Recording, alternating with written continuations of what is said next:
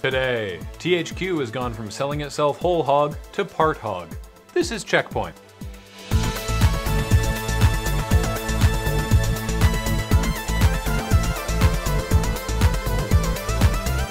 Welcome to Checkpoint. I hope everybody had a ton of fun at CES. I know I did. Wait, you went to the Confused Elephant Symposium? No! I went to the cat elevating seminar. I learned how to bench press like 50 cats.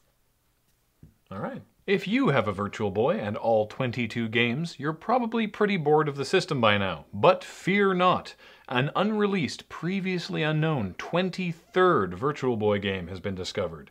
Nico-chan Battle, due to have been released in America under the name Faceball, was unearthed recently, and the fervent Virtual Boy community is already rushing to copy usable cartridges of this game, which increases the size of the Virtual Boy game library by 4.5%. As for the game itself, it's pretty awful, but what were you expecting? Valve is not announcing a Steam set-top box anytime soon, though they are working on one. Luckily for the impatient, everyone else is as well. For example, there's XI3's Piston console, which was viewable at Valve's CES booth because Valve is an investor in the company. But that's not actually the Steam box, just a Steam box.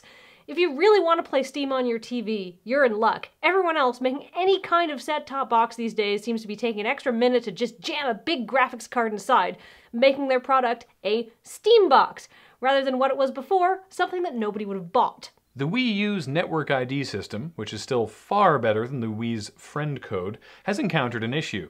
Some NeoGAF users discovered that purchased games are tied to each unique console, not your Nintendo profile. This means that even after a hard drive wipe and a new account setup, somebody buying a used Wii U can re-download games purchased by the console's previous owner. Bringing up the question, how are there already that many pre-owned Wii U's? Checkpoint previously reported on the insane Christmas Day sales of Minecraft and Temple Run, but this past week, Rovio quietly swung their giant balls into the room and announced 30 million sales of Angry Birds during Christmas week, 8 million on Christmas Day alone. That means of the 17 million Android and iOS phones and tablets that were activated on Christmas Day worldwide, half of those owners immediately downloaded Angry Birds and then handed the device to their grandmothers to show them what this iThing was all about. THQ's troubles continue. Having filed for bankruptcy and making plans to sell themselves as a whole to an equity firm, their investors stepped in and felt like THQ was undervaluing itself. They went to court, the judge agreed, and now THQ is going to be cut into bits and auctioned off at market like a pig.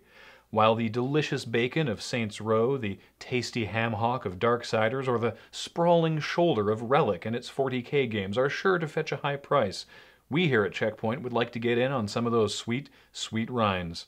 THQ, we will give you $200 for the IP to Red Jack Revenge of the Brethren, the pirate-themed adventure game that isn't Monkey Island.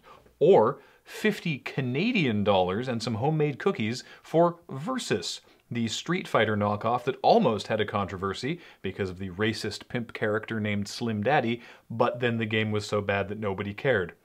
Come on, THQ, we're serious. Give us some gristle. Wait, what are we going to do with Versus? I don't know. More than THQ's going to do with it. We could have Slim Daddy as a DLC character for Professor Pigglesworth. Look, whatever your plans are, you are paying too much money for that. THQ, we'll give you $50 or a plate of cookies. My cookies are good. And in this economy, I would take the cookies.